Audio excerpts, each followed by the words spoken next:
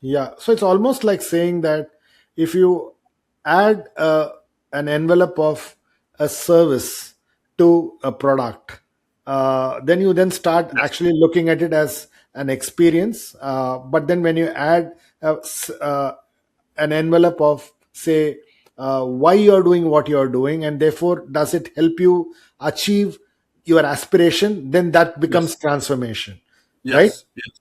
And think about how many brands have opened up cafes.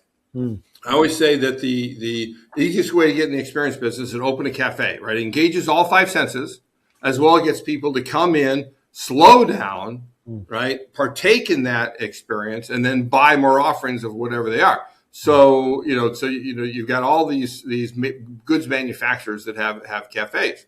Why not CPG cafe? I mean, Mm. there's banking cafes. Who's it that bought the ING Direct? Yeah, ING Direct, correct. Yeah, Right. And they're Capital One bought them, right? So the Capital One exactly. cafes, banking cafes, right? Why? Because people don't want to spend time in banks. Let's give them an excuse to do that and then bring them in. Why aren't there CPG cafes? Why isn't there a craft cafe with a K, right? That people can spend time with their kids and Mm, get them off their phones and get mm, them to have macaroni and cheese made just the way that they did when they were a kid and so forth, and bring all of these different meals and foods and drinks together in a way. Coca-Cola has the world of Coca-Cola. Why doesn't it have houses of Coca-Cola? mm. That they've got the flagship experience. Why don't they have these houses of Coca-Cola around? Pepsi's done a few pop-ups and things like that in Miami, I remember, in New York, I think. But it's something to consider, is to create an experience where people get to experience who you are. That's an authenticity point. But also, Swami, what these can become is invitational transformations, Mm, right? So an invitational transformation is like World of Coca-Cola, where I'm going to invite you into the brand.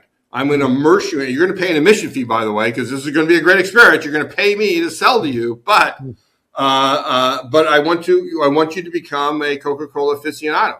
In mm, other categories, it may be obviously almost everybody's had Coke, but there's the Guinness Storehouse in Dublin and the Johnny Walker experience in Edinburgh and the Heineken experience in Amsterdam. They invite people in, pay an admission fee, give them a great experience, but then also expose them to a category, like maybe you've never had whiskey before, mm, or you've only dabbled in it, but now, well, at the Johnny Walker Princess Street experience, they draw you into the world of whiskey making, the art of blending, into the particular heritage of Johnny Walker, and now you've been exposed to it. And you finally you get 3 or 4 drinks as part of your experience, customized to your flavor profile, and you may say, "Wow, I love this whiskey. I'm a whiskey drinker." I see that mm, identity.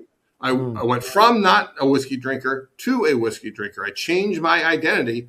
And for some people, it's like, well, who's the one that introduced me to whiskey? It's Johnny Walker.